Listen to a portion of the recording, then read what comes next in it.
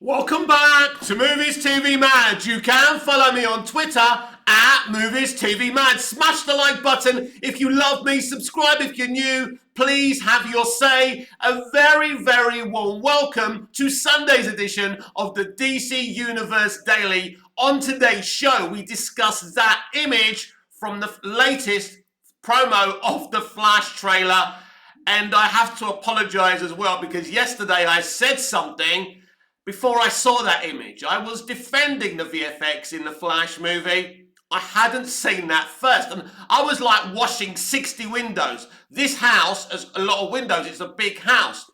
And I was knackered. I was gasping for air. And all I could think about is the bad take I recorded, on yesterday's videos as it was uploading. And I thought, oh my God, I'm going to be destroyed for this. So we're going to discuss that very shortly. Then we're going to talk about fans versus studios and access media, because actually the two situations are intertwined. It's actually Greek Cypriot Easter here in Cyprus today, so happy Greek Easter to all of you. So let's get on with this.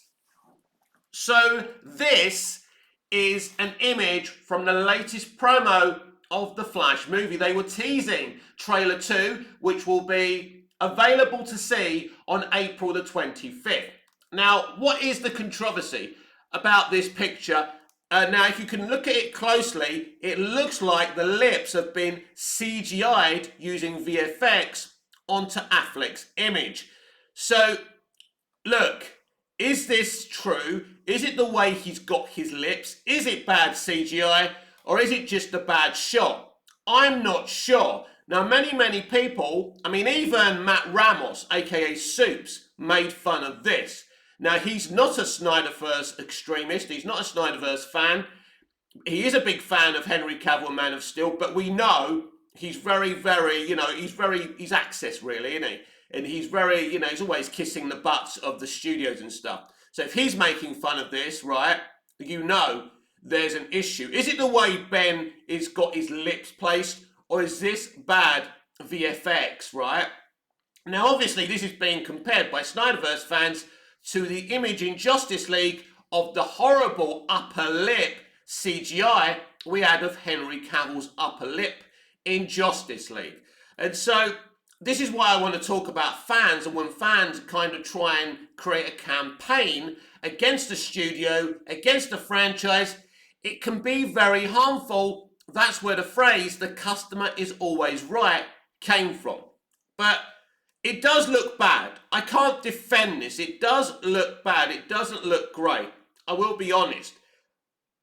But I'm not a CGI expert. So I don't know if they've actually put bad CGI or it's just a bad shot. Maybe it's just the case that that's what Ben looks like in this shot. And maybe they should have thought about, not promoting this shot. But again, the fans could be right. This could be bad CGI. And if it is, what are they thinking of? This is promotional material. This is about trying to get people to go and watch this movie. This is not going to help. Hopefully, this isn't actually in the movie. Hopefully, it's not in trailer 2. I really hope it's not in trailer 2 because this is not a good advert for the movie. So let's put that down. One thing I'll say about The Flash, there's a lot of VFX in this movie. And I think in terms of, there's this argument that, we have people who want to see as much practical effects as possible in movies rather than CGI. Now, I agree. I think in an ideal world, CGI should only happen when you can't shoot something practically. Now, CGI is expensive, but practical effects take more time and money than CGI does. But we've come to a place now where studios seem comfortable in putting out, mid to horrible VFX. Now that happened with Justice League, and that is a terrible shot. I can't defend that shot. I have to agree with all the fans mocking that shot, but they can do something about it. They can improve on it, they can fix it, or they can cut the shot. Surely they've got better close-ups of Affleck on the bike. Maybe we don't need a close-up of his face on the bike. But they have to do something. Because as I say, that is part of a marketing campaign for a movie that they spent a lot of money on. You know, there's a difference as well. I want to be clear. Now, Andy Muschietti has a small CV. Andy Muschietti isn't an auteur. He isn't Zack Snyder. He isn't Christopher Nolan. He is a director who was brought on by the studio to direct somebody else's script. Now, this will be called an Andy Muschietti film. But ultimately, he's just the director. What Hamada does here is what Feige does with Marvel all the time. He directs the director. So this is what's happened with Andy Muschietti. But the buck falls with Andy because it says it's an Andy Muschietti picture, right? Which isn't fair. Now, as the director, he will see all the shots. He should be in the editing room. Sometimes you'll be surprised they're not in the editing room. They just look at the final cut. Now, I'm not sure if Muschietti is also editing this movie as well. I very much doubt it.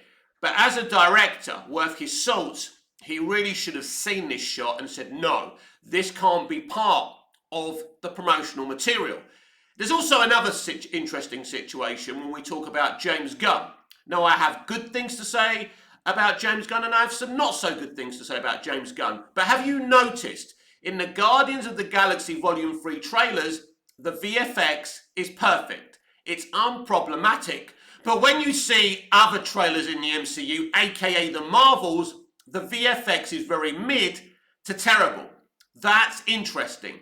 And I think he uses a different VFX company than the other MCU products, like in D+, and in movie theatres. That's weird. So one thing we're going to say about James Gunn, that his VFX will be really good, and he'd never allow anything to be released from his movie that looks as bad as that shot. So that is a positive about James Gunn coming over.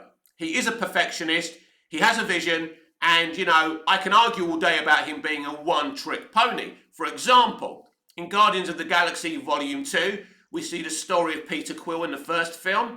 Then we get to know him, and he meets his dad, and his dad's bad. In Peacemaker, we meet Peacemaker in the Suicide Squad. Then in Peacemaker, right, we meet Peacemaker's dad, who is also a jerk, an arsehole, and a murderer, right? It's the same thing. So this is why I'm saying that James Gunn is a one-trick pony. And as I said the other day, he's very good at that one trick. And this is why I have concerns about him writing and directing a Superman movie. So it remains to be seen if I'm right or if he's going to prove me wrong and the other detractors wrong. We will see. But one thing we'll say about him, his VFX, you know, his presentation is always really good.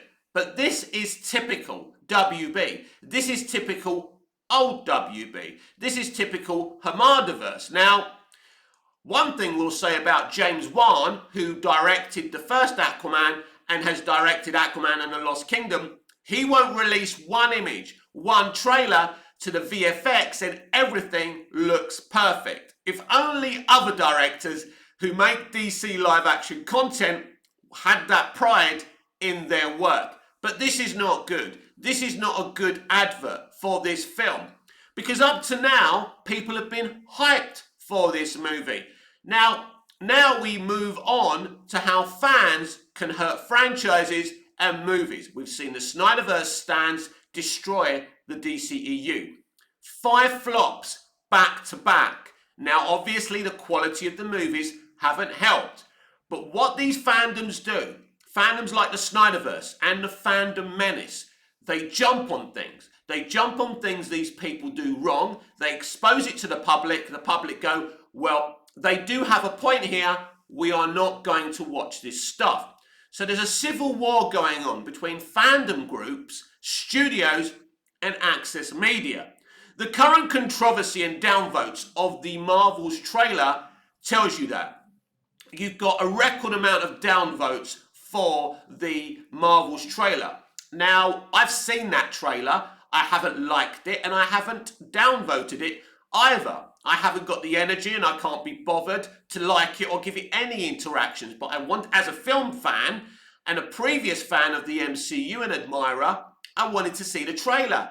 And I didn't like the trailer. It's not for me. And that's fair enough. And whoever it's for, hopefully, unlike A Wrinkle of Time, it does find the audience it's for, but it's not for me. I didn't like the trailer, but I'm not going to downvote it. So Access Media have jumped on the whole angry men thing, not liking a film starring women. Personally, I love women. I love men. I love everyone. Unless someone tries to do me harm, I don't have hate in my heart for them. Now, Brie Larson read a script written to her by Disney, putting down straight white dudes in their 40s. That wasn't down to Brie. That wasn't her fault. Even when she's talking about equality and all of that on that big speech, that really made her the enemy of the fandom menace and other fan groups as well. You know, what I would say to you is Brie has a contract. She read a script and it looked like it was coming from her mouth. I don't know if she has those opinions, but Disney wanted to go hard on identity politics before the release of Captain Marvel, and it's really hurt Brie's career. Don't worry, I'm sure they gave her enough money to make up for all the work she's losing because of that moment. But this is where we are today. So what happens with shots like that, you know, that terrible close-up of Batfleck? You know, the Snyder fans are showing that. They're showing screenshots of that all over Twitter. You, the fans, will see that screenshot. Some of you will say, oh, you're just Snyder fans, you're just trying to hurt the movie, we're not listening to you. But a big proportion of people who don't understand will look at that shot and rightly say, why are you putting this out, you know, in your promotional material? It's pretty obvious that it's a bad shot. Now, I'll be honest, I'm no VFX expert. Now, I have VFX artists as friends, but mostly when I've seen the shots of the Flash movie in promotions or the few VFX shots they had for the test screening, I had no issues. And any imperfections in the test screening, you kind of say, well, it's not done yet, is it? So you let it go. You give them a pass. So up to before I saw this shot, I was defending the VFX in the movie. I did it on yesterday's show. And that's why, as I was cleaning windows yesterday, I couldn't stop thinking about how I've defended something and I've had a bad take. But to be fair, I hadn't have seen that image yet. So I wanted to readdress the balance today. Yes, I concede that is a terrible shot that should not be part of the Flash movie. And again, WB and DC are digging themselves a deep hole. And as I said earlier, right, it's, you know, this film, the Flash movie, has too many VFX shots, CGI shots.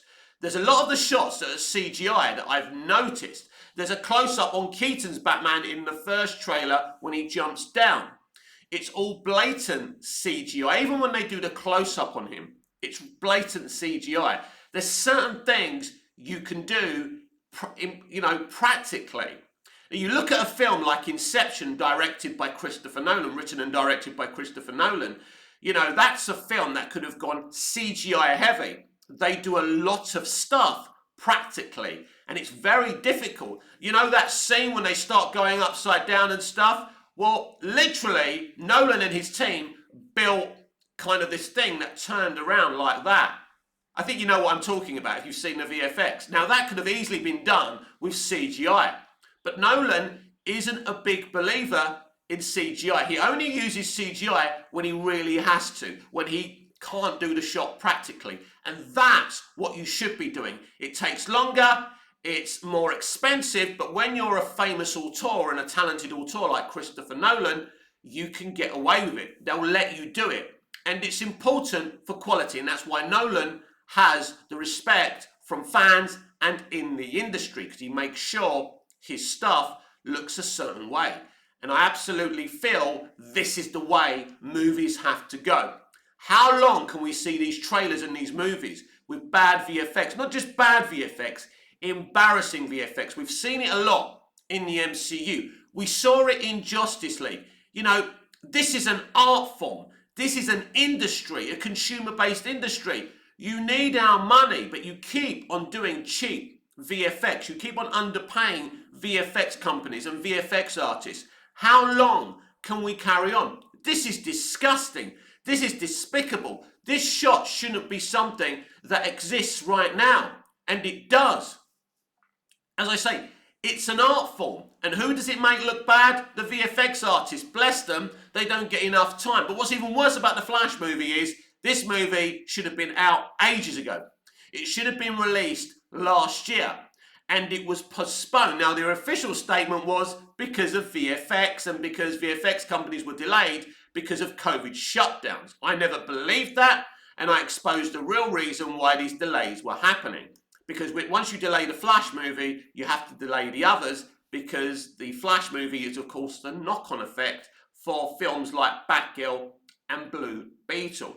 So they've had long enough to perfect the VFX in this movie, and it's clear they haven't perfected it. But I will say this, as I've already said, that there's too many VFX shots in the Flash movie that could have easily been shot practically, and they haven't done it.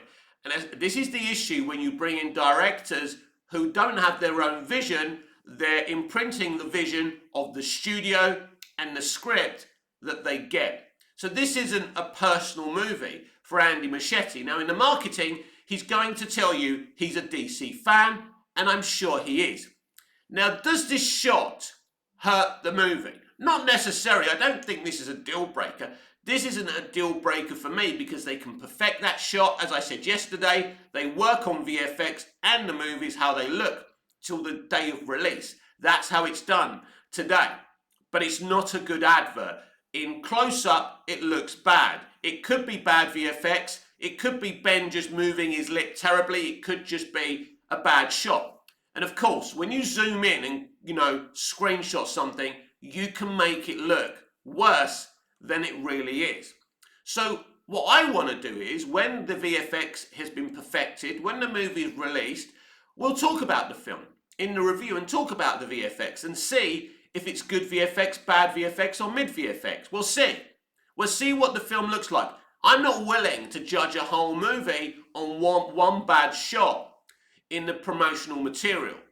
And, it shouldn't be a shot that was released. They should have looked at it. They've just put this promo out because this is a promo for a piece of marketing that's coming on April the 25th. Trailer 2 of the Flash movie. And this isn't great. And then they start comparing it to the VFX that Zack Snyder does, which is perfect. Now, what's very interesting about this movie, this is why I'm interested to see what the VFX, when the VFX is done and perfected, when the movie's released, I'm very interested because this is the same VFX supervisor that Zack Snyder uses. This is the same team that Zack Snyder uses, right? It's DJ, right? Is that his name, right? So how? That tells you something, that it's down to the director. You can have the best VFX artists in the world, but if you don't work in the right conditions and you don't have them working under the right constraints, this is where things can go wrong. Zack Snyder has an atmosphere of artistic integrity where he allows them to have the time they need to perfect the shots that he wants to see. And also, Zack has an idea how he wants the VFX shots to look. Now, I don't know Andy Muschietti that well. He hasn't got a big CV, as we keep on talking about. I'm not sure if he's sitting there with the VFX artist like an auteur would and say, like James Gunn or Zack Snyder would say, this is how I want it to look. We're going to get it right. And when Kevin Feige or Walter Hamada comes knocking on the door, sorry, mate, we're not ready yet. We want this to look good. You want this to look good? You don't want, if you don't want to be mocked for bad VFX, let us do this. Now, as I say, James Wan is very strict on this. That's why his movie is not coming out to the end of the year, because it's the last movie for a reason. This guy likes to take his time. He wants everything to look perfect. So I'm sure even if you don't like Aquaman and the Lost Kingdom, I'm sure it's going to look as beautiful as the first film. And what I saw, and there wasn't a lot of VFX in the test screening I saw, but there was a few, it looks like a well-directed movie. But as I say, like visually, you can't judge it. Because when you go and see a test screening, it isn't perfect, right? So there's a lot of communication from fans these days about bad VFX. I think it's disgusting. I genuinely think it's disgusting when your presentation as an artist isn't there, because there's no excuses. But this is not down to the VFX artist. I'm not blaming the VFX artist. I want to be clear here. This is on the studio and the constraints the studio have made on the production. Because clearly, if the VFX looks bad there, and again, I'll be clear, most of the VFX in the promotional material in trailer 1 and since then is looking pretty cool. Most of it looks epic and awesome. Let's be clear. But this shot doesn't look good. Don't have this shot in the trailer. Do not leave this shot in or perfect it. Do something. Don't hold yourself out for mockery. We're not in the 80s or the 70s anymore. The audiences have the tool of the internet, of screenshots. They know. They understand good CG and bad CG. You can't fool the audience on a narrative, on a film and where it should be going or what it should be doing. The audience know what they want. And you know, the media are very good at talking about toxic fandoms. Apparently, in the entertainment industry, if you criticize them for what their work, you're a toxic fan. As I said earlier, this is what we got with the Marvels trailer being voted down. So Access Media and Disney are panicking, so they're trying to blame men. They're trying to create kind of discourse, you know, men versus women and all of that. Listen, your trailer isn't very good. Your movie, The Marvels, looks like a bad sitcom, right? There was no good gags in that trailer. Nothing made me smile. I just thought, oh my God, this looks terrible. And I'm sure a lot of young girls and a lot of young boys may find this film awesome. I know that I forgot how old my niece is now. Sorry, Yaz. Is my niece nearly 18 now? She must be getting that age. I think she's 16, 17. Anyway, I've forgotten my own niece's age. She loves the MCU. And I'm sure she's very excited about the Marvels. So she likes all that stuff. And I respect that. But for me personally, as a 50-year-old dude, I won't be seeing this movie. I won't be spending money on this movie. Really, you shouldn't listen to my opinions about this movie, because clearly it wasn't made for me. Like A Wrinkle in Time wasn't made for me. That's why I didn't review A Wrinkle in Time. It wasn't made for me, right? So, but I watch stuff that's not made for me. I watch Cartoon Network. I used to watch Disney XD. I actually own Agents of Smash, the Incredible Hulk animated series. I love it. Was that made for me? I'm not sure. But so I do. There is good shit. There's also Access Media and certain people who say, oh, it's made for kids. And there's this interesting aspect, isn't there, these days, when they say it's for kids. And so does that mean that when you're making stuff for kids, it should be shit? Kids are smarter than adults are. You know, they know what's good and what's bad. So you should be giving kids your very best work. That's what we heard about The Last Jedi. Oh, Star Wars is meant for children, like that's an excuse for creative bankruptcy. So, yeah, all these articles, like the one from Rolling Stone, you know, saying, surprise, surprise, men, toxic masculinity, hate the Marvels. I'm sure there's a lot of men who dislike those posts, but there was also like a third of those downvotes, I can tell you, came from women, because I do my research. But of course, these extremists are trying to create a narrative because they're panicking about another MCU movie, you know, like tanking. So this is where we are now. We've got very influential fan groups in terms of the Snyderverse stands and the Fandom Menace. These are very, very smart people. These aren't just a bunch of angry men. This is why we got the Snyder Cut, because the leaders of these fandoms knew what to do, knew how to expose Warner Brothers Pictures and expose Joss Whedon and expose Justice League and talk about what they put Zack through. And Zack helped. Zack brought some information forward to these groups, right? So Zack was very clever. Zack and the fans working together. You know, as I say, the Snyderverse stands have destroyed the DCEU. They will attempt to destroy DC Studios' plans as well. We'll see if they're smart enough and powerful enough to do that. That'll be interesting when Superman Legacy comes out, when the official casting announcement for Superman in Superman Legacy is announced, because they are really going to go for gun when that announcement is made. So his casting for Superman needs to be airtight. And then you've got the fandom menace. Since The Last Jedi have really gone for Lucasfilm and Kennedy, and they've destroyed that franchise. They have literally lost Lucasfilm and Disney, one of the biggest corporate players in the entertainment industry, and a group of fans have gone toe-to-toe to them. The people will always win. The customer is always right. And no matter what Access Media do, what the studios attempt to do, you can't beat the power of the people. We've seen it with the Snyderverse stands. We've seen it with the Release the Snyder Cut campaign. We're seeing it again with, Restore the Snyderverse. There's going to be a Man of Steel Henry Cavill #event on the 28th of April. I will support that. I want that to trend high, because that will prove to the studio that there's a big, there's a big drive for Henry Cavill to get his Man of Steel sequel. At this moment in time, he's not Superman anymore, which I think is an absolute crime. But if I go back to the upcoming casting announcement for the brand new Superman in Superman Legacy, of course, if this is the perfect casting, the kind of screams to get Cavill back will die down.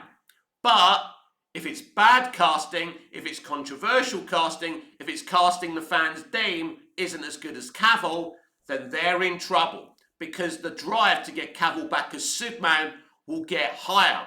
So I say this every day because this is a very, very important issue, that they get the casting for Superman in Superman Legacy right, because the fans are not going to let them get away with bad casting, with inclusive casting.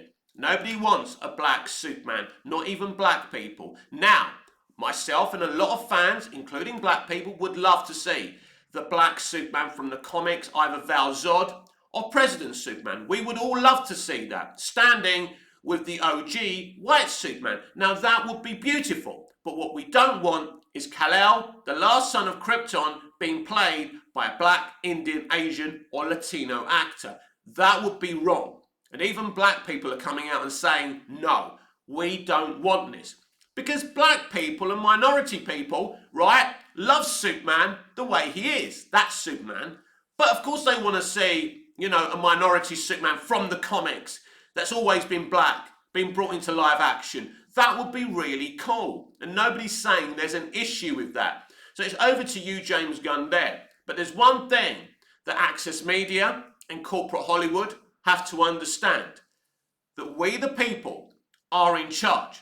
The customer is always right, even when the customer is wrong, because it's our money. You need to stand on your echo chambers, to stand on your soapbox and talk about identity politics all the time. You are living off our good graces. You are living off our consumer-based tastes. And until you take back what you've done and start making great entertainment, now that's not happening anytime soon. With Amazon rebooting RoboCop and a bunch of other stuff, with Warner Brothers Discovery and Max developing a more inclusive Harry Potter streaming show, I called it, didn't I? They're still going against what they need to do, which is make money. I don't want to see a black Harry Potter. I'm sorry, I'm going to be honest. I don't want to see an Asian Harry Potter. Now, if you want to create a kid who's Asian, who's a magician, part of the Harry Potter universe, that's cool. And give him great characterizations and a great personality and make us see his or her life or whatever, right? That's cool. But I don't want to see a minority actor playing Harry Potter or Hermione. They did it in The Cursed Child, didn't they? On the stage play, they cast, I think, a black Hermione or whatever they did. I don't want to see that, because this race bending doesn't work. And this is what Hollywood are attempting to do, rewrite history. This is what they did to Snyder. They tried to rewrite the Snyderverse into a poor man's MCU. It didn't work because the fans exposed them. They're getting exposed by everyone. And now Elijah Wood is exposing Zaslav and WB over Zaslav's announcement that they're going to make Lord of the Rings and Tolkien movies. You know, and Elijah Wood is quite a woke guy. Normally, he just goes along with the studios and Access Media, but he said, I hope they're doing it for the right reasons and not to make money. And Elijah Wood is very passionate about Tolkien because he was involved in the best of those movies. And it's interesting because I think if Peter Jackson truly was going to be involved in those movies, I don't think Elijah Wood would have come out and spoke against them. So it's a very, very interesting situation. But one thing's for sure, whether you're a DC fan or a Tolkien fan, whatever fandom you're a part of, we are in charge. If we keep our wallets in our pockets, they can't do a damn thing.